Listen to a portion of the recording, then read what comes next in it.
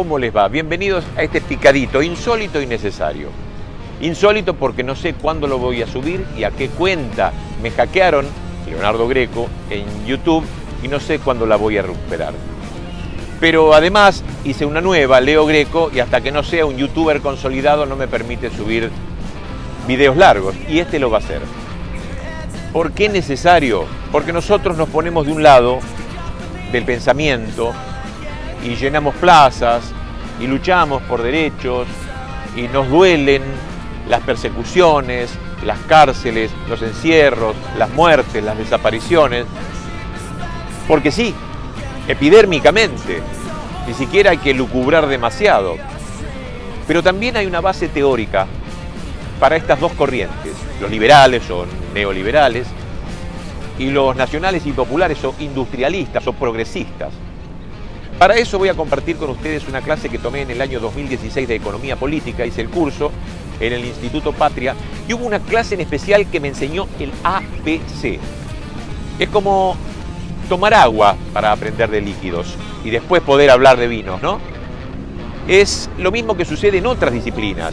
Creemos que conocer de filosofía es, por supuesto, saber lo que ha sucedido en Europa. Grecia, Platón, Sócrates, Alemania con Heidegger, o Nietzsche, o Foucault con Francia, todo muy eurocentrista.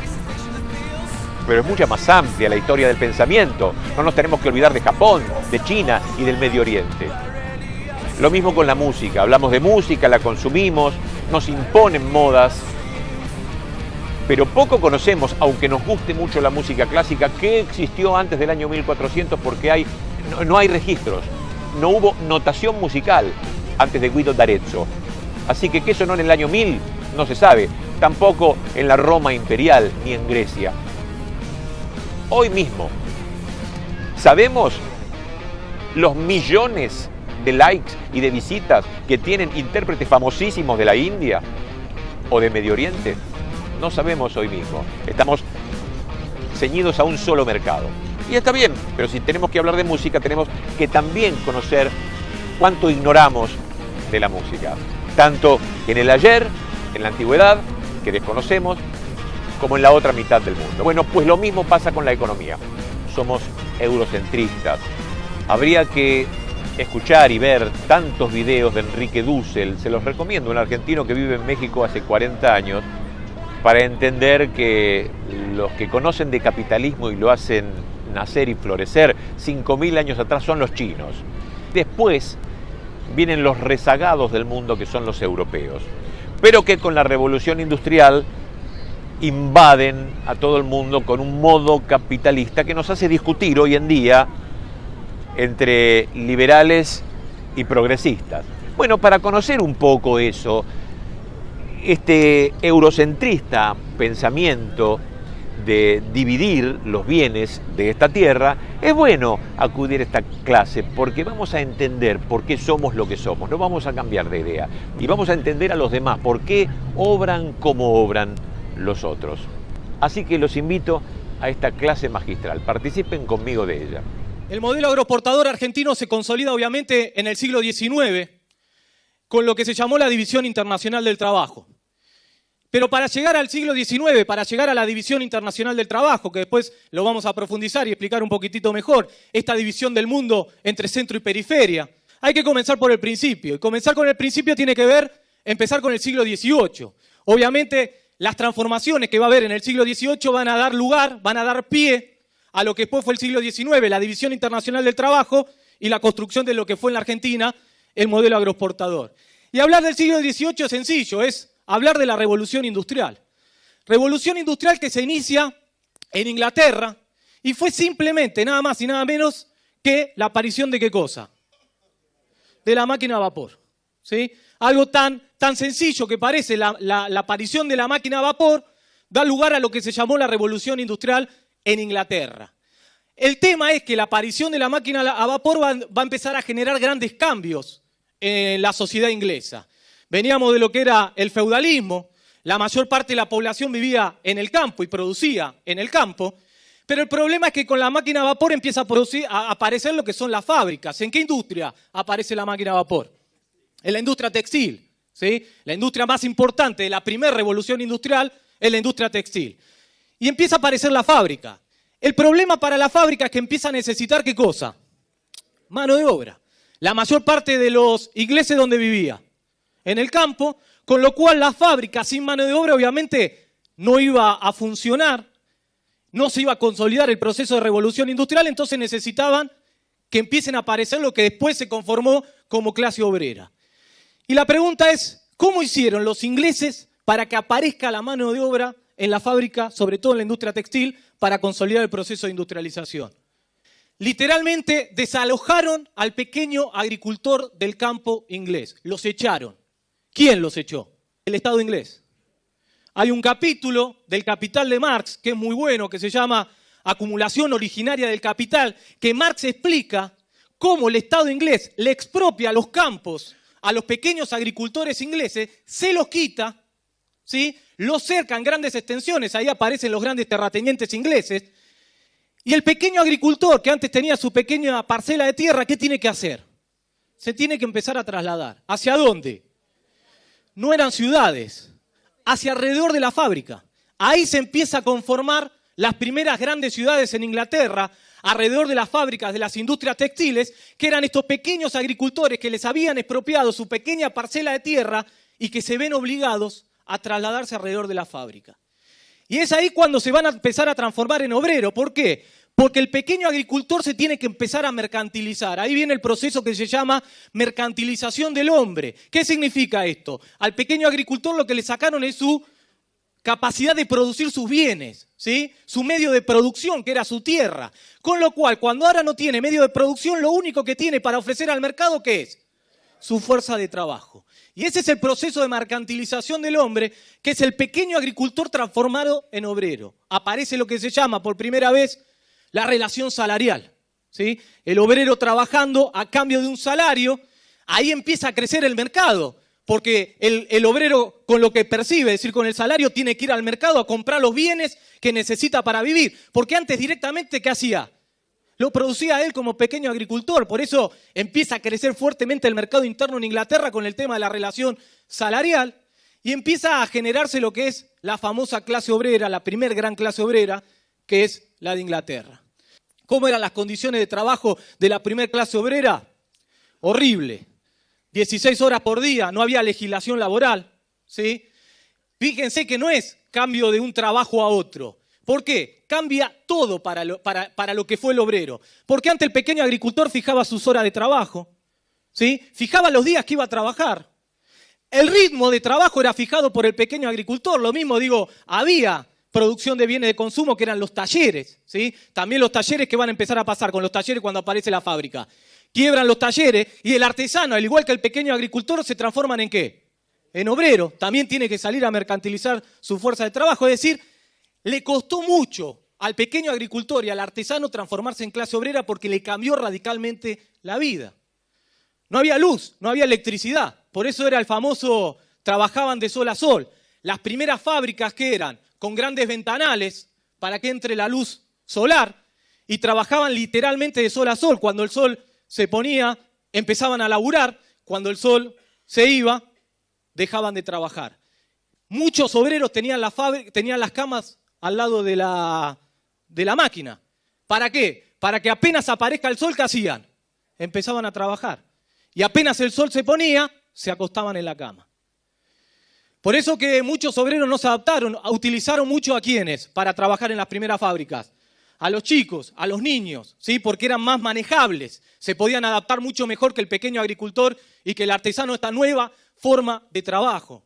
Un trabajo repetitivo, aparece lo que se llama el obrero parcializado, porque dentro de la fábrica aparece lo que se llama la división del trabajo. Ya el artesano antes, ¿qué hacía? Empezaba y terminaba él la mercancía. ¿Se entiende? Ahora ya no. En la fábrica el obrero hace solamente una parte de la mercancía y va pasando la mercancía por distintos obreros parcializados y cuando termina tenemos la mercancía terminada. Ahora, ¿qué es? Un trabajo repetitivo, de poca calificación. Distinto de lo que era el artesano. Por eso, repito, utilizaban a los niños. Apareció la primera protesta obrera. Se llamaban los luditas. ¿Qué eran los luditas? Los luditas. Los luditas fue la primera forma de protesta de la clase obrera inglesa. ¿Qué hacían los obreros, muchos obreros que no dormían en la fábrica de noche? ¿Qué hacían? Entraban a la fábrica y quemaban las máquinas. ¿Por qué? Porque el trabajador había asociado que todos los males de su vida eran por culpa de ¿quién? De la máquina a vapor, lo que no se da cuenta que era culpa de la nueva relación salarial, de la nueva relación laboral, del nuevo modelo que estaba surgiendo, que era el modelo capitalista. Ahora bien, cuando empieza a consolidarse, ¿sí?, la revolución industrial en Inglaterra, Inglaterra va a empezar a necesitar dos cosas, igual después lo vamos a hablar. ¿Qué son las cosas que va a empezar a necesitar Inglaterra y que después vamos a profundizar? Primero, carbón tenían una gran cantidad de carbón. Inglaterra es un país con una gran cantidad de carbón, con lo cual el carbón que necesitaba la máquina de vapor para generar vapor lo conseguían de Inglaterra. Pero había dos cosas que Inglaterra no podía satisfacer con la nueva realidad, con la revolución industrial. ¿Cuál era? Alimento. Necesitaban alimentar a sus obreros, ¿sí? Que después vamos a explicarlo mejor. Y el segundo era la materia prima más importante de la industria textil en ese momento, que era el algodón. Fíjense, después lo vamos también a profundizar, el algodón ¿de dónde lo sacan? Dos países, sur norteamericano y el otro, la India. El otro país donde sacan una gran cantidad de algodón era la India. Fíjense en dos colonias inglesas. Cuando Inglaterra coloniza, el que libera a la India, ¿quién es? Mahatma Gandhi. El símbolo de liberación de la India, de Mahatma Gandhi, era la máquina de coser. ¿Por qué? Porque cuando Inglaterra coloniza la India tenía una producción textil artesanal muy buena, hecha todo por mujeres. Y cuando Inglaterra coloniza la India no necesitaba el producto terminado, porque lo querían hacer, ¿eso en dónde lo querían hacer? En Inglaterra lo que necesitaban de la India, ¿qué era? El algodón. Entonces tenían que destruir la industria artesanal textil de la India y lo hicieron con una medida. Mujer que nacía en la India, le cortaban los 2 dedos chicos. ¿Para qué? Para que no puedan tejer. Con esa medida destruyeron la industria artesanal textil de la India. A partir de ahí, ¿qué le empezó a sacar Inglaterra a la India? Algodón. El algodón se manufacturaba en las fábricas de Inglaterra y después ¿qué le vendían a la India? El producto terminado. Eso va a ser lo que se va a denominar ya en el siglo XIX la División Internacional del Trabajo. Aparece por primera vez la energía inanimada, porque hasta la revolución industrial la energía era energía animada, fuerza humana o fuerza animal. Con la revolución industrial aparece por primera vez la energía inanimada, que es la hidráulica. Muchas fábricas se construían al lado de los ríos, ¿sí? Y la energía a vapor, que en Inglaterra fue la más utilizada. La aparición de la máquina genera horario estricto, actividad constante y ritmo impuesto por la máquina, esto que le cambia la vida a los que se transformaron en clase obrera. Normas rígidas, fijación de horario, capataz, castigo a los obreros, se le aplicaba multa o directamente se lo despedía si no cumplían. ¿Y qué generó la revolución industrial? ¿Cuál fue la consecuencia más importante de la revolución industrial? Un terrible aumento ¿de qué? De la productividad, como nunca en la historia. Si ustedes analizan la productividad, ven una línea que es planchada, histórica, desde la antigüedad hasta que se produce la revolución industrial, pega un terrible salto a la productividad y como consecuencia de que la productividad pega un salto altísimo, teníamos capacidad de generar y producir una gran cantidad de mercancía. ¿Sí? Ahora, ¿con qué fue acompañado la revolución industrial? Con un cambio desde la ciencia económica importante, sobre todo en tema del Estado, que tiene que ver con la aparición del liberalismo económico. ¿Sí? El padre del liberalismo económico, ¿quién es? Adam Smith. Su famoso libro, que me parece que Magis explicó algo, 1776, Causas y consecuencias de la riqueza de las naciones. Smith es el fundador, uno de los fundadores más importantes del liberalismo económico, con la siguiente filosofía, que el Estado no debe intervenir en la economía. ¿Con quién discute Smith? Con los mercantilistas. Los mercantilistas fue una escuela económica que existió del siglo XV al siglo XVIII, fundamentalmente inglesa, que consideraban los mercantilistas que el Estado sí debía intervenir. Los mercantilistas tuvieron algunos errores. Por ejemplo, ellos consideraban que la riqueza, y está explicada, eran los metales preciosos. ¿Por qué? Porque en el mundo de los mercantilistas todo el comercio internacional, ¿con qué se hacía? Oro, plata y bronce. Con lo cual ellos consideraban que la riqueza eran los metales preciosos. Por eso decían, para que Inglaterra sea un país más rico, ¿qué tenía que hacer Inglaterra? Acumular metales preciosos. Y ellos estaban convencidos que la mejor manera de acumular metales preciosos teniendo un Estado como intervencionista, los mercantilistas, muy intervencionistas. Es más, cuando los mercantilistas escribían se estaban formando los famosos Estados-nación. Propugnaban por un Estado intervencionista, proponían el proteccionismo para que no se importe mercadería. Porque si se importa mercadería, ¿con qué se pagaba en aquel momento la mercadería? Con metales preciosos. Y si salía metales preciosos, Inglaterra se volvía más ¿qué? Más pobre. Entonces, ¿qué recomendaban los mercantilistas? Que el Estado ponga aranceles a las importaciones para proteger el mercado interno, para que no se vayan los metales preciosos. Recomendaban la creación de monopolios comerciales del Estado, que sea el Estado el que se haga comercial con el mundo, porque el Estado más fuerte podía colocar más bienes. Si exportábamos más, decían los mercantilistas, entraban en Inglaterra más ¿qué? Metales preciosos. Si entran más metales preciosos, Inglaterra se volvía más ¿qué? Entonces era el Estado el que tenía que enriquecer a Inglaterra. Y lo hicieron los ingleses. Es más, la revolución industrial se explica por esto. Porque a partir del mercantilismo y las políticas intervencionistas del Estado, empezó a crecer muy fuerte la demanda en Inglaterra de bienes. Entonces los que producían bienes querían aumentar ¿qué cosa? La producción. Y para aumentar la producción se empezaron a hacer innovaciones ¿qué? Y cuando empezaron a hacer innovaciones tecnológicas para aumentar la producción, para satisfacer la demanda, ¿qué apareció? La máquina a vapor. La revolución industrial es un producto del intervencionismo estatal en Inglaterra y de las políticas mercantilistas. ¿Me siguen o no? Ahora bien, cuando ya pasó la revolución industrial, ahora sí, ¿cómo tenemos que ser? Liberales. Y aparece la ola liberal. El primero es Smith. El concepto de Smith es la mano invisible. Para Smith, el hombre por naturaleza, ¿cómo era? Egoísta.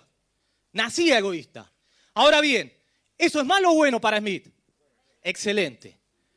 El motor del crecimiento y del desarrollo de los países es que todos somos ¿cómo?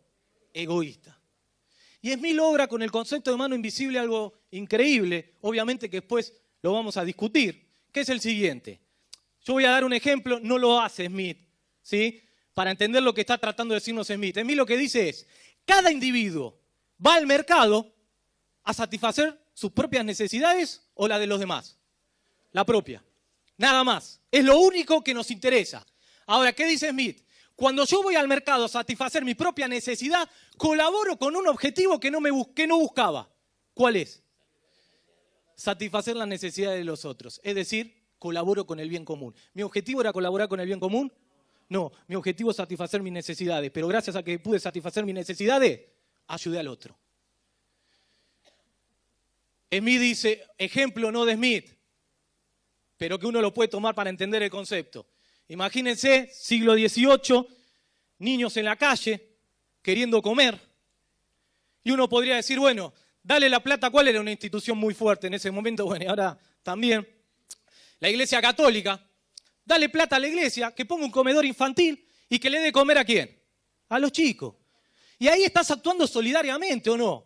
Buscando objetivamente el bien común. ¿Y qué te diría, repito, no lo dice Smith, qué te diría Smith? Bueno, ¿cuánto tiempo te dura eso? 2 meses. Se acabó la plata que le diste y los chicos ¿a dónde vuelven? Y sonamos. Smith dice, no, muchacho, diría, dale la plata al capitalista. El capitalista va a ir al mercado a poner una fábrica, porque ¿qué quiere el capitalista? Ganancia. ¿Eso es bien de los demás o bien propio? Propio. Pero al poner la fábrica, ¿qué da? Trabajo. ¿A los padres de quién? De los chicos de la calle. Y entonces ahora el padre que tiene laburo le va a poder dar de comer y los chicos van a salir ¿de dónde? De la calle. Y eso va a durar todo el tiempo. El capitalista fue a buscar el propio provecho. ¿Pero con qué colaboró? Muchacho, lo mejor que nos puede pasar es el egoísmo. Y ahí aparece con mucha fuerza el concepto de mano invisible. Que después, actualmente, ¿cómo se llama? Efecto derrame. Dale a los ricos plata, los ricos van a invertir, producir, generar trabajo, se va a desparramar al conjunto de la población y nos vamos a beneficiar todos. Smith, ¿qué te diría? Que sí. Entonces, compañero, la lección de Smith es, sean egoístas. Y si el Estado se interviene, ¿qué hace? Cagada. Y entonces ahí aparece el primer concepto fuerte del liberalismo económico, muy fuerte, de la mano invisible, y que además el tema es, Smith igual reconoce, ahí lo pongo, dice, bueno, pero el Estado no debe desaparecer totalmente. Y para Smith el Estado debe cumplir 3 funciones, que el mercado no hace. ¿Cuáles son las 3 funciones que le reconoce Smith? Defensa externa, porque si nos ataca un enemigo extranjero, el mercado no va a hacer nada. Justicia interna, fíjense, cuidado de qué, de la propiedad privada. Y la otra es, que acá ni los neoliberales lo reconocen. Smith dice, hay algunas cosas que no dan ganancia, por lo tanto el capitalista no las va a ¿qué? Hacer, pero que son muy importantes para el desarrollo de Inglaterra. Ejemplo, construcción de puertos, puente, camino, todo eso, educación y salud, dice Smith. Eso el capitalista no lo va a hacer. ¿Por qué no lo va a hacer? Porque no genera ganancia. Y si no genera ganancia, ¿quién lo tiene que hacer? Ahí sí, Smith reconoce la intervención del Estado. Salvo estas 3 cosas, lo otro, ¿quién lo tiene que hacer? El libre mercado. La famosa oferta y demanda. Smith en ese momento era un revolucionario. Smith en ese momento era un revolucionario, porque él estaba discutiendo con el señor feudal, con la Iglesia Católica, y con lo cual ahí, obviamente, el concepto de mano invisible generó una revolución importante, ayudó el concepto de mano invisible a la revolución industrial en Inglaterra. Obviamente el problema es cuando los neoliberales lo reeditan 2 siglos después, y mal. ¿Sí? El segundo padre del liberalismo económico importante, ¿quién fue? David Ricardo. David Ricardo, para lo que queremos explicar, que es el modelo de portador, inclusive es más importante. Otro, para mí, un genio. Y vos me vas a decir, pero liberal, vos no sos liberal. Un genio. Es más, yo tengo la teoría, después la podemos discutir, que si David Ricardo estaba en el 2008 en plena resolución 125, estaba a favor de nosotros. ¿Y por qué? Porque hay que contextualizarlo a David Ricardo. Primero, David Ricardo, ¿qué es? Inglés. Escribe para Inglaterra. Y David Ricardo lo que estaba observando, principio del siglo XIX, ¿sí? Lo que estaba observando en Inglaterra, David Ricardo, es que seguía habiendo un enfrentamiento de 2 modelos económicos en Inglaterra en pugna. Uno que no terminaba de ¿qué? De morir, y otro que no terminaba de nacer, que es el modelo industrial. Y David Ricardo se mete con eso, y hay una ley en Inglaterra, que es más, David Ricardo escribe todo un libro que terminó siendo un éxito, que es ese que está ahí, solamente para sacar una ley que había en Inglaterra. ¿Que cuál era? La ley de grano. La ley de grano, para entenderla, y vamos a explicar cuál es el justificativo, lo que decía la ley de grano era una medida proteccionista de Inglaterra, impuesta ¿en qué época? En la época mercantilista, que prohibía la entrada de granos a Inglaterra. ¿Se entiende esto? Proteccionismo puro para la agricultura. Obviamente lo que dice lo que empieza a ver David Ricardo, que esto es una ley que terminaba beneficiando ¿a quién? Al terrateniente. ¿Al dueño de qué? ¿Pero quién perdía? Decía David Ricardo. El industrial. ¿Y por qué? Y ahí lo explica. David Ricardo tiene un concepto muy bueno, claro, que ahora lo usamos, que es renta diferencial de la tierra. ¿Qué significa esto? Lo que decía David Ricardo es muy sencillo. Cuando empezaron a aparecer los primeros individuos que necesitaban ¿qué? Comer, las primeras tierras que se empezaron a cultivar, ¿cuáles eran? Dice David Ricardo en Inglaterra. Las más fértiles. ¿Se entiende? Si es la más fértil, la productividad de la tierra, ¿cómo es? Y el costo de producción, no hay problema. Pero dice David Ricardo, empezó a crecer la población. Y sobre todo, ¿después de qué? De la revolución industrial. Y necesitaban esa población creciente, ese crecimiento demográfico necesitaba ¿qué? Alimento. Entonces empezaron a cultivar en Inglaterra, ¿qué tierras? Las menos fértiles. Y si son las tierras menos fértiles, son menos ¿qué? Productivas. Y si son menos productivas, el costo de producción, ¿cómo es? Más alto. Y acá empieza el problema. Para el terrateniente una genialidad, porque le aumenta la ganancia, sobre todo a los que tienen las tierras ¿qué?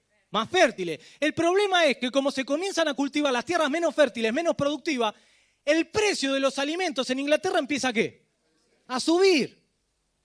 David Ricardo dice, entonces sube el salario de subsistencia. El salario de subsistencia, o también llamado salario normal, es el salario mínimo que debe ganar un obrero para vivir y reproducir la fuerza de trabajo. ¿Se entiende? Menos ese salario, o se muere de hambre sus hijos y no hay clase obrera en el futuro, o se muere de hambre él y no hay clase obrera en el presente. Eso es lo que llamó salario de subsistencia. Ahora, la mayor parte del salario de subsistencia, ¿qué es? Alimento. Cuando empieza a subir el precio de los alimentos por culpa de que tenemos que cultivar las tierras menos fértiles, empieza a subir el precio de los alimentos. Si empieza a subir el precio de los alimentos, sube el salario de subsistencia. Si sube el salario de subsistencia, al industrial, ¿qué le sube? Los costos. Y si le sube los costos, le baja la ¿qué? La tasa de ganancia. Y si le baja la ganancia, invierte menos o más. Y se traba el modelo de industrialización inglés. Eso es lo que estaba viendo David Ricardo. Y dice, si se traba el modelo de industrialización inglés solamente para beneficiar a un grupo reducido de ingleses, ¿que quiénes son? Los grandes terratenientes. Muchachos, la resolución 125 fue parecida. Era la disputa de dos modelos económicos, donde nosotros lo que estábamos observando es que por culpa de los precios internacionales en aumento subía el precio interno de los alimentos. Si subía el precio interno de los alimentos, subían el costo para los industriales. Si subía el costo para los industriales, no podíamos profundizar el proceso de industrialización. Había que meter una resolución 125 para desacoplar los precios internos de los internacionales y que no suba el precio interno de los alimentos para profundizar el proceso de industrialización. ¿Qué había en el 2008? Una disputa de dos modelos económicos. Si David Ricardo hubiera estado en el 2008 en la Argentina y era argentino, ¿qué iba a apoyar? La 125. Por eso para mí David Ricardo es un genio, un cráneo. Y dijo, muchacho, a partir de ahí, sacó el concepto de ventajas comparativas. Claro, para nosotros es un problema. ¿Qué dijo David Ricardo? Muchachos, ¿saben qué tenemos que hacer? ¿Vieron la división del trabajo de la fábrica? Que Smith es más. Smith cuando entró a una fábrica, ¿qué fábrica entró Smith? De alfileres. Vio que justamente la gran ventaja de la fábrica era la división de trabajo que aumentaba la productividad. Bueno, ¿qué dijo David Ricardo? Esa división del trabajo dentro de la fábrica hay que llevarla ¿a dónde? A nivel planetario. Tampoco es un ejemplo que dio David Ricardo, pero para decirlo, ¿para qué Argentina va a producir buzos? No sirve. Porque Argentina produciendo buzos, ¿cómo es? Ineficiente. Los buzos, ¿quién los tiene que producir? Inglaterra. Y Argentina, repito, no ejemplo de Ricardo, ¿y Argentina para qué es eficiente? Para producir alimento, grano. Entonces, la ventaja comparativa es que cada país se especialice en producir solamente lo que es eficiente. El resto, importarlo. Con este concepto, dice David Ricardo, se va a beneficiar todo el mundo. ¿Por qué? Porque los argentinos van a comprar buzos más ¿qué? Más barato. Y los ingleses van a comprar comida más ¿qué? Entonces se benefician todos. ¿Para qué Argentina va a producir buzo y para qué Inglaterra va a producir alimento? Y ese es el concepto de ventajas comparativas que desarrolló David Ricardo y dijo, muchacho, libre comercio, pero ya no como Smith, al interior de los países, sino que a nivel planetario. Eliminemos todos los aranceles de ¿qué? De las importaciones y que cada país intercambie con los otros y se especialice en lo que produce más eficientemente y no todos los bienes. Lo que estaba teorizando David Ricardo es la división internacional del trabajo. Pero repito, David Ricardo estaba convencido que todos se iban a beneficiar de la división internacional de trabajo. Obviamente el que más salió ganando, ¿quién fue? Inglaterra, 1846, ahí está mal el año, es 1846, Inglaterra elimina definitivamente, ¿qué cosa? La ley de grano, le hacen caso a David Ricardo, e Inglaterra profundiza el proceso de industrialización, triunfa el modelo industrialista, se deja atrás el modelo de los terratenientes. Y así es como en el siglo XIX se consolida el liberalismo económico a nivel mundial, salvo dos países. ¿Quiénes son? No, Unión Soviética, 1917, eso siglo XX. Alemania y Estados Unidos. El resto marcha al liberalismo económico.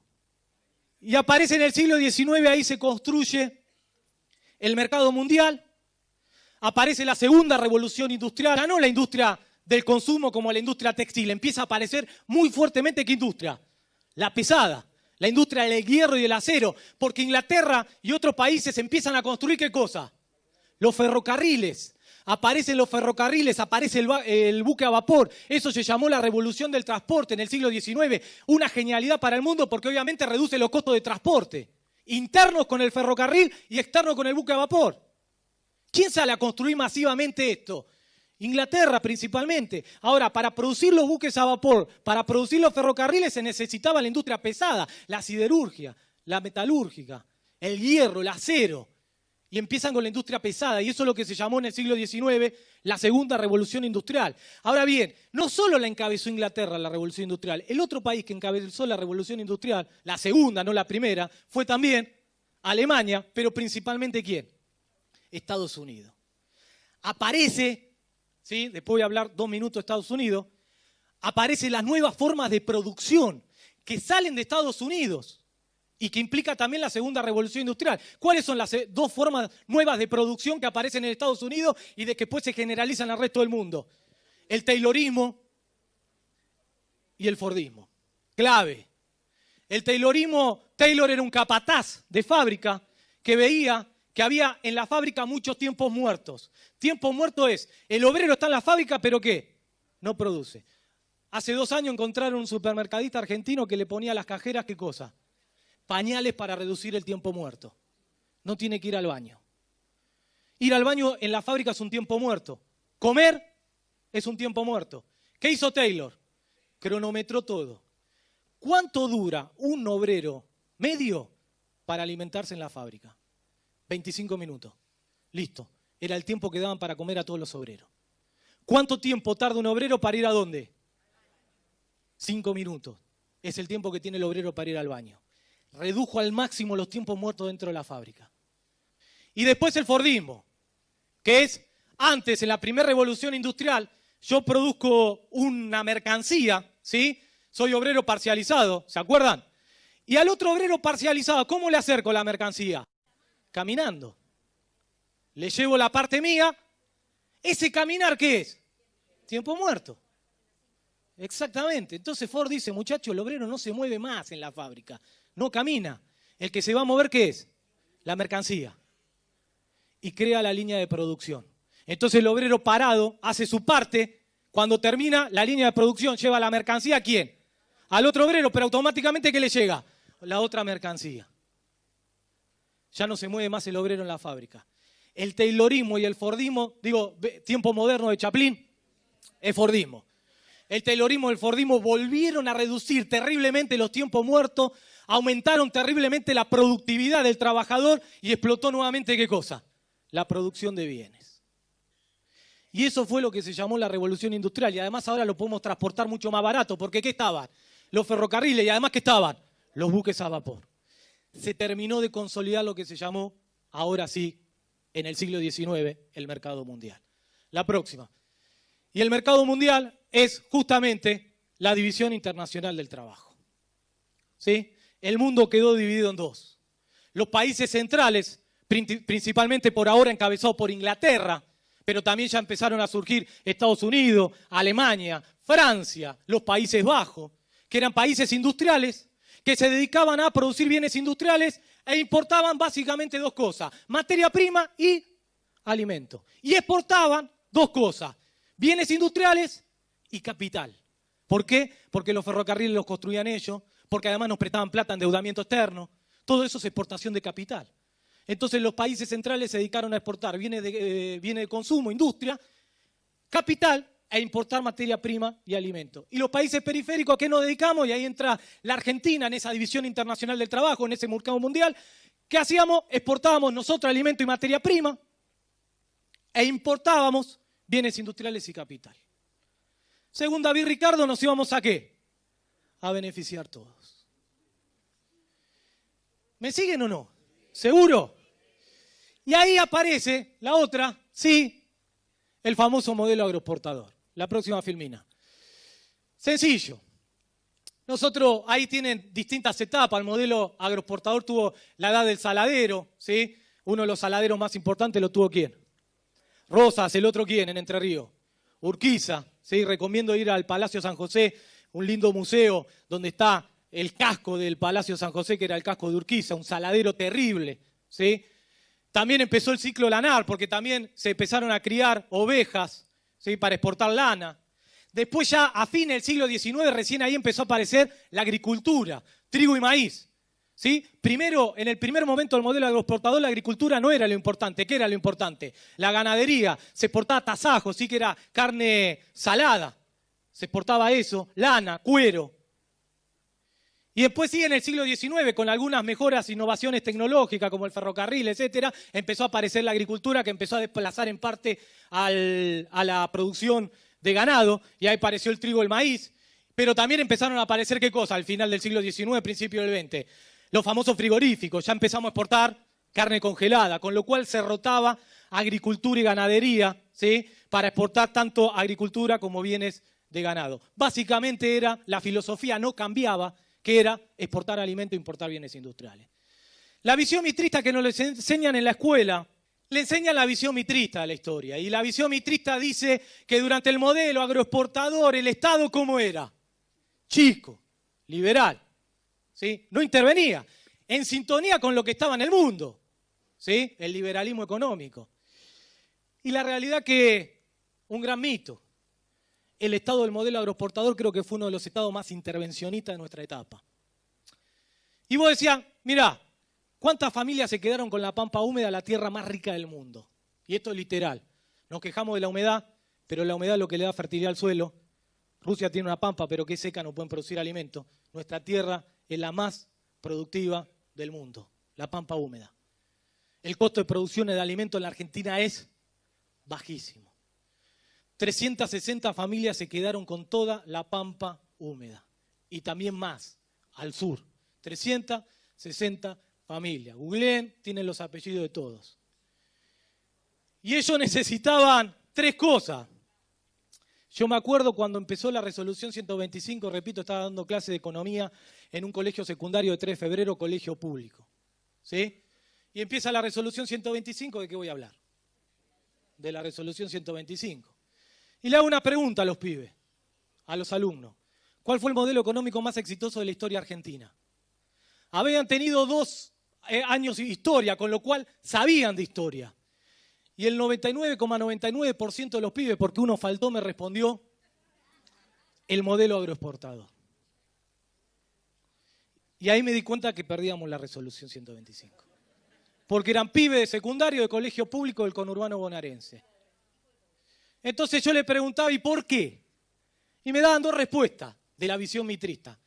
Porque en el modelo agroexportador éramos el granero del mundo. Sensación de riqueza. Alimentábamos al mundo. Mirá la capacidad que teníamos. Mentira. Alimentábamos solo a los obreros ingleses para que el industrial inglés le pague más barato a los obreros, nada más. Y la otra, que era cierto, decía, y teníamos el 7º PBI per cápita. ¿Sí? El PBI per cápita es la producción que produce un país dividido en los habitantes. Obviamente, en el modelo agroexportador, la producción agropecuaria, ¿qué hizo? Aumentó, y la población argentina, ¿cómo era? Chica, con lo cual vos sacabas el PBI per cápita y te daban en el siglo XIX, principio del XX, que era el 7º PBI per cápita del mundo. Y esto es cierto. Pero como dijo Galazo, ¿dónde carajo se cobra el PBI per cápita?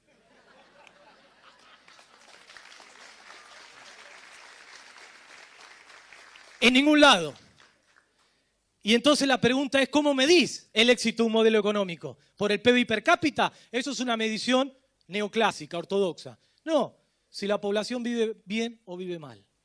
Y eso tiene que ver con el nivel de la población. Si la población vive cada vez peor, ese modelo económico, ¿qué es? Un fracaso. Si la población vive cada vez mejor, ese modelo económico, ¿cómo es? Un éxito. Un éxito. Entonces yo le decía, fíjense, Estado liberal, visión mitrista. Yo soy Martínez Dios, siglo XIX. Me quiero transformar en un ¿qué? En un terrateniente. ¿Qué necesitaba? Primero, tierra. No la tenía. Y la pregunta es, ¿quién me dio las tierras para transformarme en un terrateniente? ¿Y Roca quién era? El ejército argentino. ¿Y el ejército argentino quién era? Fíjense que liberal era el Estado argentino que aniquilaba a los pueblos originarios para sacarle las tierras para dárselas a los terratenientes. ¿Estado liberal o intervencionista? Fuertemente intervencionista. Pero yo tengo la tierra, me la dio el Estado. ¿La voy a trabajar yo? ¿A quién necesito? A la mano de obra. ¿Quién es la primera mano de obra que encontró el terrateniente argentino en el siglo XIX? El gaucho. La visión mitrista nos enseña que el gaucho, ¿cómo era? Vago, haragán. Y el que cobra la asignación universal por hijo, vago, haragán. Los sectores populares para la visión mitrista son vago y haragán porque si son vagos hay que disciplinarlos. Y disciplinarlos es obligarlos a que trabajen en aquel momento para el terrateniente por un salario ¿cómo? ¿Y quién disciplinó al gaucho? El Estado. les obligaba al Estado argentino a tener la papeleta de Conchavo. La papeleta de Conchavo es como la célula verde del gaucho, lo único que decía era el nombre, apellido y el nombre para el terrateniente para el cual trabajaban. ¿Se entiende esto? Si el ejército argentino paraba a un gaucho, no tiene papeleta de Conchavo, ¿qué era? Un vago, ¿a dónde se lo mandaba? Al ejército, ¿a pelearse con quién? Con el indio, ¿para sacarle qué cosa? ¿Para dárselas a quién? Al terrateniente. Es decir, el gaucho terminó trabajando obligatoriamente para el terrateniente, o en la tierra del terrateniente, o enfrentando al indio. ¿Quién lo disciplinó al gaucho? ¿Liberal o intervencionista? Fuertemente intervencionista. Y por último, ¿qué necesitó el terrateniente? El ferrocarril. Porque si yo empiezo a producir, lo tengo que llevar ¿a dónde? Al puerto. Todos los ferrocarriles en forma de embudo, al puerto. Y después del puerto, ¿a dónde? A Inglaterra. Pregunta, ¿quién creó los ferrocarriles? Capital británico, pero el Estado argentino los subsidiaba. Ahora se quejan de los subsidios, dicen que los subsidios están mal, que no hay que subsidiar la electricidad, el gas, pero en el modelo agroexportador el Estado subsidió al capital británico. ¿Qué significa? Que le daba plata para construir los ferrocarriles. Si el ferrocarril perdía plata, le daban una tasa de ganancia del 7% y territorio al lado del ferrocarril que le quedaban a ellos. ¿Quién construyó los ferrocarriles? El Estado argentino. El Estado le construyó el modelo agroexportador a 360 familias para que se llenen ¿de qué? De plata. Y yo le decía, vuelvo a la clase ¿de dónde? De 3 de febrero. Le decía, muchacho, único trabajo práctico en todo el año. Tráigame los 360 apellidos de los 300 tipos que se quedaron con la pampa húmeda. Claro. Fue muy fácil, porque los pibes ¿qué hacen ahora? Googlean. Al otro día lo trajeron. Y yo ¿qué decía? Empiecen a nombrarlos. Peralta Ramos, Míguez, Anchorena, ¿sí? Blaquier. Entonces, ¿qué hice yo a propósito cuando terminaron los 360 apellidos? Tomé lista.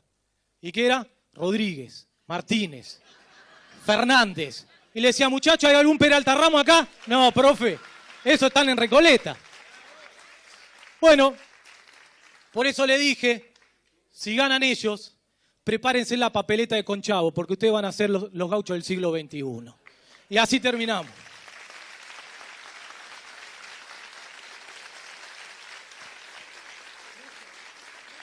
Estados Unidos también podía haber terminado como un país ¿qué? Periférico, ¿sí? Estados Unidos se dividió en 3 regiones, pero la primera, la más fuerte, Estados Unidos, ¿cuándo se independiza Inglaterra? 1776, pero no termina con algo, ¿qué es? Con la esclavitud de los negros. ¿Por qué? Porque el sur norteamericano, que era la región más fuerte, producía, como nosotros, con grandes terratenientes, pero no alimento. ¿Qué producían? Algodón, ¿para exportar a quién? ¿Sí? ¿Con qué mano de obra? Los negros esclavos. El costo laboral, el costo más alto de producir algodón es la mano de obra. Si yo tengo al negro esclavo, la mano de obra es barata. Y por eso no terminaron con la esclavitud. Le contaban los tendones, ¿no? Acá, para que no pudieran, ¿qué? Correr y no se escapen. Pero ¿qué empezó a pasar en Estados Unidos? Se empezó a industrializar el norte, el nordeste. Ahí tienen las ciudades más importantes, Boston, Chicago, Nueva York, ¿sí?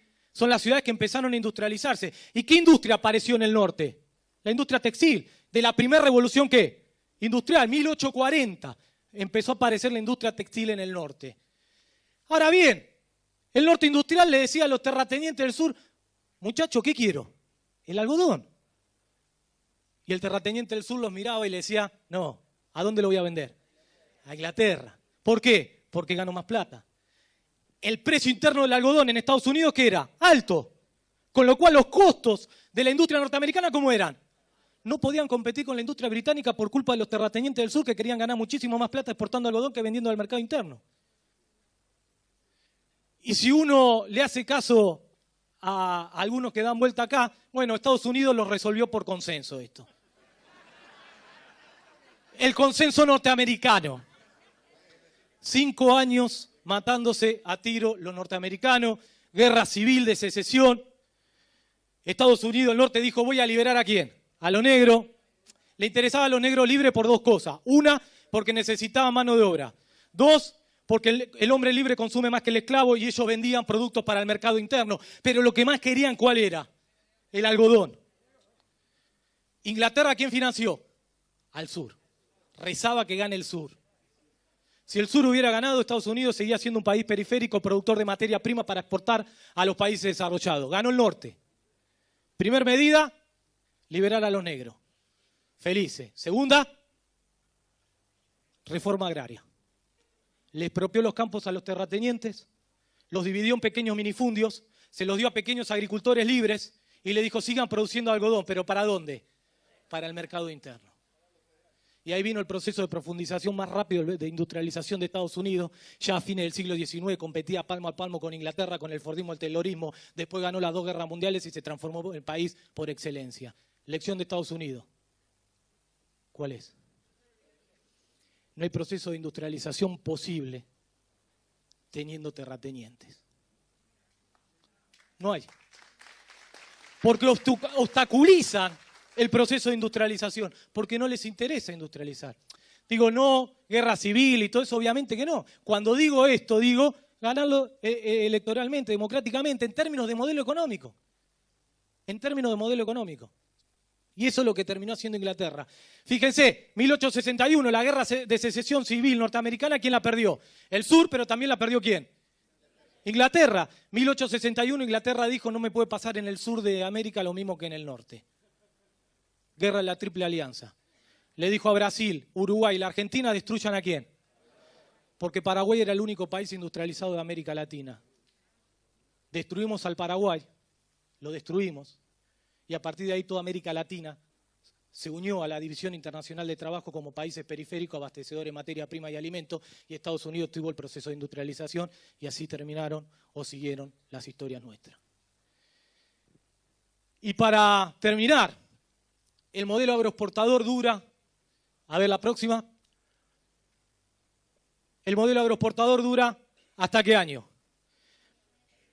1930 se lo pone, ¿sí? ¿Por qué? Porque en el mundo hubo, no por decisión nuestra, sino porque no nos quedó más remedio. ¿Qué hubo en el mundo?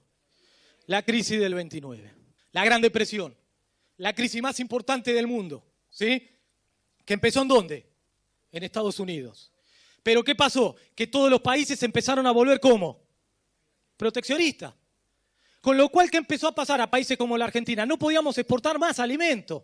Más allá de algunos intentos como el Pacto Roca-Russell de 1933. Pero en realidad no podíamos exportar más alimentos. Si no podíamos exportar más alimentos, no conseguíamos divisa. Si no conseguíamos divisa, ¿qué no podíamos hacer? Importar los bienes manufacturados. Se desploma el modelo agroexportador y no nos quedó otra, a fuerza de la crisis del 29, que los productos que antes los importábamos los empezábamos ¿a qué? A producir internamente. ¿Y cómo se llamó el inicio de ese modelo?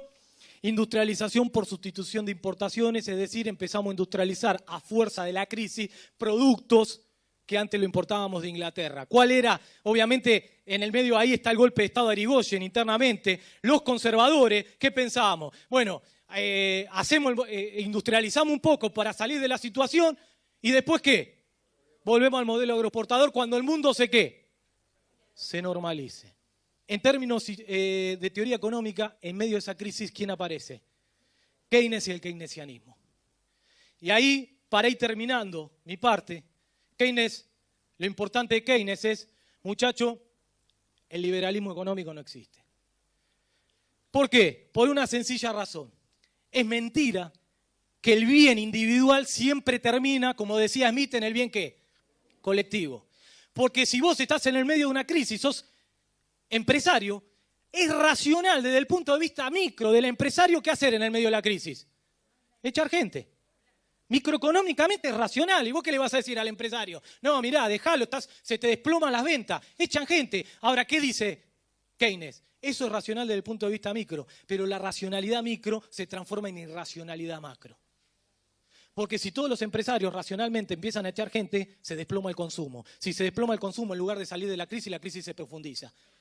Entonces, muchacho, alguien le tiene que dar racionalidad a la macro. ¿Quién es? El Estado Nacional. Y ahí vuelve la ola keynesiana, surge el keynesianismo con la idea de que el Estado debe intervenir para darle racionalidad a la macro. Keynes construye lo que se llama la demanda efectiva y le dice, muchacho, para salir de la crisis lo que tiene que hacer el Estado es aumentar la demanda efectiva para que crezca el consumo, para que crezca la inversión y poder salir de la crisis. Pero eso lo hace el Estado. ¿Sí? ¿Y qué dice Keynes? Consumo. ¿Cómo hago para crecer el consumo? Ahí Keynes crea un concepto que se llama propensión marginal a consumir cercano a uno, muy sencillo. Si vos le aumentás un peso el ingreso a un consumidor, ¿cuánto de ese peso lo destina al consumo y cuánto lo destina a qué? Lo que dice Keynes es, muchacho, hay un sector de la sociedad que tiene necesidades insatisfechas, que tienen propensión marginal a consumir cercano a ¿cuánto? A 1. Y hay otro sector de la sociedad que tiene todas las necesidades satisfechas, que tiene propensión marginal a consumir cercano a ¿cuánto? A 0. Porque ahorran. Entonces, ¿qué te dice Keynes? Muchachos, hay que sacarle plata a los ricos para darle a los pobres porque los pobres salen a consumir y si los pobres salen a consumir, el industrial vende más y el industrial vende más, invierte y si invierte genera ¿qué cosa? Puestos de trabajo, distribución progresiva del ingreso. ¿Pero quién lo debe hacer? El Estado. Keynes dice, muchachos, si el Estado tiene que contratar a un tipo para que haga un pozo y lo tape, haga un pozo y lo tape, haga un pozo y lo tape, que lo contrate. Porque a ese tipo hay que pagarle un salario. Y con ese salario, ¿qué va a salir a hacer? A consumir. Y dice, la inversión no depende de la confianza. No es que vos venís y decís, tengo el mejor equipo en 50 años y llueven las inversiones. Eso no existe, te diría Keynes. El industrial invierte porque gana y gana porque vende y vende porque hay ¿qué? Consumo y hay consumo porque el Estado interviene. Y entonces viene la ola keynesiana, New Deal 1933, el gran Roosevelt, ¿sí? Que es el que explica por primera vez fuertemente el keynesianismo, ¿sí? Y empieza a sacar a Estados Unidos de la crisis. Tan exitoso fue que Roosevelt ganó todas las elecciones, ¿sí? Hasta 1944, que se fue porque se murió. Si no seguía siendo presidente. Ahí viene la enmienda que hacen los norteamericanos. No queremos más Roosevelt. ¿Cuánta reelección hay a partir de Roosevelt? Una. Terminar con las reelecciones es una imposición del poder económico. Los únicos que quedan son los grupos económicos. El resto, todo pasa. Y por eso terminan con la reelección indefinida o la reelección permanente, porque dicen no queremos más Roosevelt. Se acabaron. Roosevelt sacó la ley antitrust, antimonopolio, se enfrentó con los monopolios, le cobró impuestos a todos los monopolios y a todos los grupos de altos ingresos para distribuir el ingreso en Estados Unidos, poder salir de la crisis, etcétera, etcétera, etcétera. Y en la Argentina, mientras tanto, los conservadores dijeron, bueno, nosotros hacemos medidas intervencionistas y lo hicieron justo el plan Plinedo-Presbich, de Justo, que Justo fue presidente en 1931, el plan Plinedo-Presbich es del 33, eran medidas intervencionistas, pero dijeron solamente hasta que el mundo se normalice, pase la crisis y volvemos a hacer un ¿qué? Un modelo agroexportador. ¿Cuál fue el problema de los conservadores? El peronismo. Y ahí dijeron, no volvemos al modelo agroexportador y empezó por primera vez un proceso de industrialización ya como política de Estado Nacional, que fue el peronismo y que fue el proceso de industrialización más profundo de nuestra historia. Para pagar las empresas de servicios públicos que eran todas extranjeras, los ferrocarriles, los tranvías y la Corporación de Transporte de la Ciudad de Buenos Aires, que había sido un acuerdo leonino que habían hecho por un contrato ley en la época de la famosa misión Roca-Runciman en Inglaterra, el gas, en fin, todos los servicios públicos, teléfonos. Muy bien, cuando se trató ese asunto, tuvimos una discusión muy grande dentro del gabinete, porque Miranda, un hombre práctico, dijo, esto se compra todo. Y entonces dije, bueno, ¿con qué plata? Sin plata, dijo, y efectivamente se compró todo sin plata. Se compraron los ferrocarriles, los teléfonos, se hizo la marina mercante, se compró el gas, los seguros, reaseguros, se nacionalizó la exportación, los depósitos bancarios, en fin.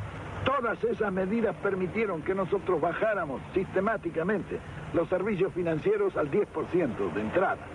¿Cómo fue que se compró sin plata, general? Los ferrocarriles. Bueno, por ejemplo, los ferrocarriles se compraron con una habilidad extraordinaria de Miguel Miranda. Él era un comerciante y un negociante hábil.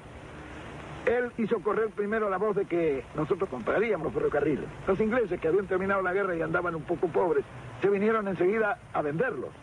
Cuando llegaron, Miranda le dijo, no, nosotros no hemos dicho nada, dice, eso es una cosa, pero si ustedes los vendieran y nosotros los compraríamos, ¿cuál sería el precio? Y entonces los ingleses, que era el directorio de Londres ya, le dijeron el valor de libros. ¿Y cuánto es el valor de libros? 10.000 millones de pesos argentinos. Miranda lo miró y se rió. Le dice, ¿cómo vamos a pagar 10.000 millones de pesos por fierro viejo? No era fierro viejo. Estaban funcionando cerca de 50 y tantos mil kilómetros de vía con estaciones y en muchas partes una legua a cada lado, que era lo que le habían dado en la concesión inicial. Había pueblos, había 26.000 propiedades de los ferrocarriles. El Dock Sud, el puerto de Buenos Aires, era de los ferrocarriles ingleses. Muy bien, claro, se siguió negociando. ¿Cómo se hizo este negocio? Bueno, Miranda empezó a regatear. Los ingleses estaban duros, porque para negociar los ingleses son muy hábiles y muy duros. Hasta que bajaron a 8.000. Y Miranda siempre decía, no es posible. Los ingleses ya habían estado muchos días en Buenos Aires y se querían ir. Bueno, y un día cometieron un error. Lo vieron a Miguel Miranda y le dijeron, vea, si ustedes nos pagan 6.000 millones por los ferrocarriles, nosotros le depositamos a usted y a Perón, en un banco que ustedes nos indiquen, 100 millones de dólares. Al día sí, claro, estos negocios se hacen así. Al día siguiente Miranda, a Diana, ya estaba golpeándome la puerta de mi pieza en la residencia, y me dijo, vea general, ya está listo este negocio, lo vamos a sacar porque si nos ofrecen una coima para que le paguemos 6.000 millones porque no valen los 6.000 millones. Bueno, siguió discutiendo y un día vino y me dijo, bueno, está cerrado el asunto. Los conseguimos los ferrocarriles por 2.029 millones de pesos. Era el precio que habían ajustado. Y me dice, y eso lo podemos hacer muy fácilmente. En el contrato de compra-venta, Miguel Miranda le puso que se compraban bienes directos e indirectos de los ferrocarriles. Esos indirectos representaban 26.000 propiedades que tenían los ferrocarriles en el país. Esto no se dieron cuenta los ingleses cuando se hizo el contrato de compra-venta. Por eso Mr. Eddy, cuando se firmó, se desmayó. Recién se dio cuenta. Bueno, pero aún los 2.029 millones había que pagarlos. ¿Cómo se pagaron esos 2.029 millones? Y nosotros no teníamos dinero, emitimos. Luego de las propiedades, que tomaron 4 o 5 propiedades y sacaron 2.000 millones de pesos de la venta. Con eso se retiró la emisión y quedaron todavía en la tesorería el remanente de la venta que se había hecho. Los ferrocarriles los pagábamos con trigo. Trigo que estaba depositado en los depósitos subterráneos que habíamos hecho nosotros esperando que subiera el precio del trigo. Nos quedamos con todos los ferrocarriles y 26.000 propiedades. ¿Y qué pagamos? Era como decía Miranda, lo compramos con papelitos. Y efectivamente se compró. Todo lo demás se hizo en forma similar. Es decir, un buen negociante que, aprovechando el Estado, hizo buenos negocios. Por eso los ingleses no nos han perdonado nunca.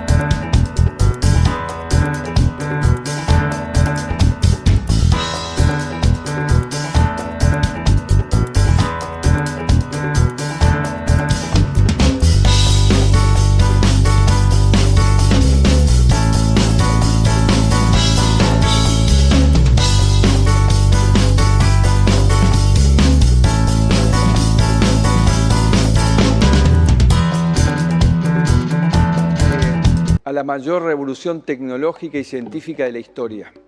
Y esto tiene un impacto directo en la educación. Se habla de nuevos alfabetismos. Ya no alcanza con leer, escribir, matemáticas. Se le agrega robótica, programación, trabajo en equipo, idiomas. Y esto tiene que ser parte del desafío de nuestras escuelas y nuestros alumnos.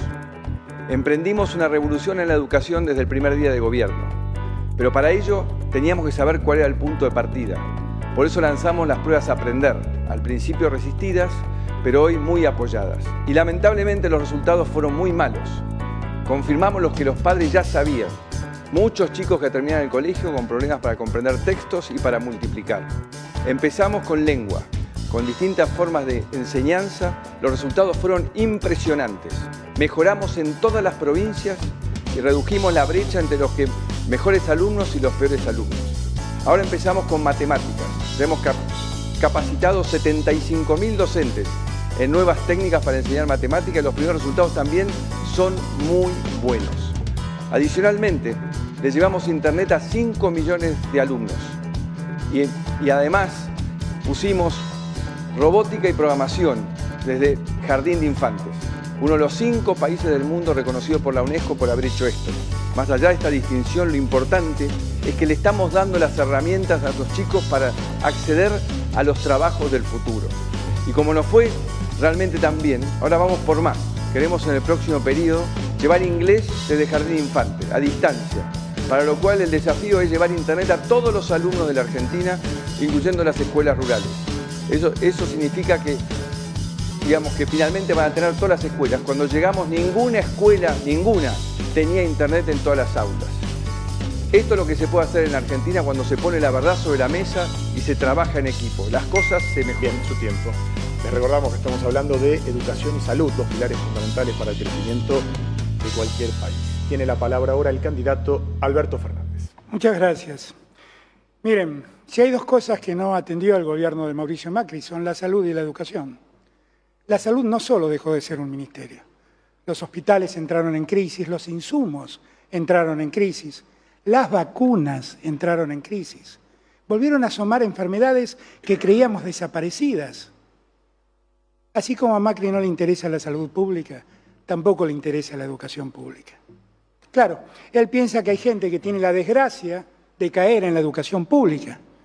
Y hasta tiene una gobernadora que piensa que las universidades del interior del país no tienen sentido porque los pobres no llegan a la universidad. Cómo me gustaría que estos liberales hubieran aprendido de Alberdi y de Sarmiento y hubieran entendido la importancia de la educación pública. Si algo nos hizo distintos, es esa educación pública. Fuimos distintos en el mundo porque nuestros chicos pudieron aprender y porque las universidades, el día que fueron gratuitas, se llenaron de hijos de trabajadores. Tenemos al rector de Buenos Aires, primera generación universitaria de una familia que trabaja.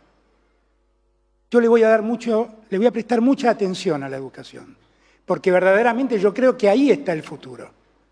Como le voy a prestar mucha atención a la ciencia y la tecnología, si es la verdad, si es real, que es la mayor revolución que vivimos. Explíqueme, presidente, por qué trató tan mal al CONICET, a nuestros científicos y a nuestros investigadores. Eso no va a pasar más, porque yo sé que en la educación está el futuro. Porque vivimos en un tiempo en donde las mejores sociedades son las sociedades que han desarrollado el conocimiento. Y para desarrollar el conocimiento tenemos que darle oportunidades a todos, en la ciudad de Buenos Aires y en cualquier lugar de la patria. Vamos a trabajar para que todos nos eduquemos. Eso debemos hacer. Gracias. Es uno de los 5 presupuestos que más creció nuestro gobierno, ciencia y tecnología. Los invitaría a los candidatos a ver los proyectos que hay, que son impresionantes. Además, en la universidad le hemos dado aumento todos los años por arriba de la inflación y el último año el rector no me va a corregir, 93% de lo que pidieron que nunca en el gobierno anterior se lo dieron. Otra cosa que quiero agregar es que el Frente de Todos dice que le interesa la educación y ocultó las mediciones durante todos sus gobiernos. Y después, ya que habló de la provincia, me imagino que Kicillof va a poner una narcocapacitación en las escuelas, ¿no? Que ya tanto que avala. Bueno, su tiempo. Cierra ahora esta parte de los intercambios Alberto Fernández. Yo pensé que íbamos a hablar en serio, pero lamentablemente el presidente sigue mintiendo y diciendo disparates. Miren, el presidente no lo sabe, pero el presupuesto educativo desde el 2015 a hoy cayó un 40%, presidente. Un 40%. Y el presupuesto en ciencia y tecnología, como bien dijo Roberto Labaña, cayó un 43%, presidente. Si tanto ve usted ahí en el futuro, apueste un poco más, porque parece que solo lo dice, no lo hace. Quiero terminar hablando desde el PAMI. Cuando llegamos era un caos, mal servicio a los afiliados, problemas con los prestadores y una cueva de corrupción. Hoy una alta satisfacción de los afiliados con el servicio, 2 de cada 3 medicamentos son gratuitos y el PAMI funciona en forma transparente y totalmente digitalizado. Nuestros abuelos hasta tienen su receta en el celular. Eso demuestra que se puede administrar una empresa pública con eficiencia y transparencia. Gracias. Ahora tiene sus 30 segundos el candidato Alberto Fernández. Ay, presidente, los abuelos no tienen celulares, presidente, no pueden pagarlos. Hablemos en serio, definitivamente. ¿También le preocupa la salud? Presidente, si le preocupa la salud, le cuento que el presupuesto en su gestión cayó un 23%. Usted no lo entiende, porque sus privilegios son otros, eso sí lo entiendo. Por eso, los intereses de la deuda, los servicios de la deuda, aumentaron en su tiempo un 70%. Para los usureros todo, para la salud de la gente nada. El problema que tenemos es que somos de los países del mundo que más dependemos del financiamiento externo. A partir del año 2016 había transitado un sendero de endeudamiento bajo la expectativa de que se iba a transitar un camino virtuoso y las cosas no fueron bien, por el contrario fueron mal. Esto nos va a permitir fortalecer este programa de crecimiento y desarrollo, dándonos un mayor respaldo para enfrentar este nuevo escenario global. La realidad fue muy distinta a lo que se postulaba. No hubo ningún shock de confianza positivo. Argentina no pudo acceder al mercado de crédito para pagarle al Fondo Monetario Internacional y hoy no hay cómo pagarle al Fondo Monetario Internacional. He decidido iniciar conversaciones con el Fondo Monetario Internacional y evitar crisis como las que hemos tenido en nuestra historia. Y Argentina terminó atrapada en una crisis muy profunda de deuda, enfrentando una carga de deuda que el país no podía sostener. La última semana hemos tenido nuevas expresiones de falta de confianza en los mercados. Por eso quiero anunciarles que hemos acordado con el Fondo Monetario Internacional adelantar todos los fondos necesarios para garantizar el cumplimiento del programa financiero del año próximo.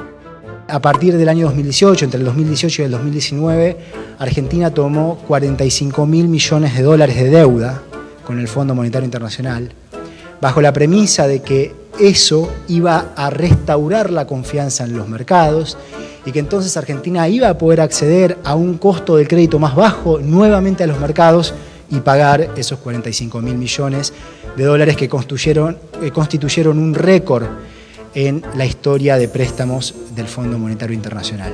La aprobación por todos los accionistas del Fondo Monetario de un plan de apoyo para trabajar en conjunto del fondo, inédito en su historia, en monto y en el plazo en que se concedió. Es algo que en lo que tenemos que trabajar para que no vuelva a ocurrir, porque realmente es peligroso para el futuro de Argentina.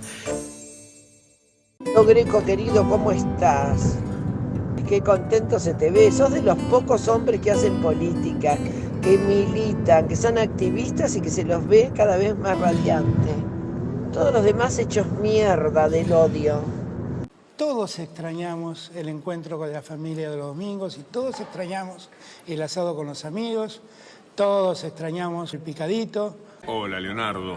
Quiero sumarme a los picaditos. Están fantásticos, de verdad. Que hace mucho bien porque es un trabajo, una elaboración, una manera de editorializar con todas las voces posibles, nada menos que las voces de la gente. Así que estoy fascinado con eso, te deseo lo mejor y contá conmigo, por supuesto. Ojalá que pueda decir alguna cosa que merezca estar en los picaditos. Fuerte abrazo. Un abrazo de oso.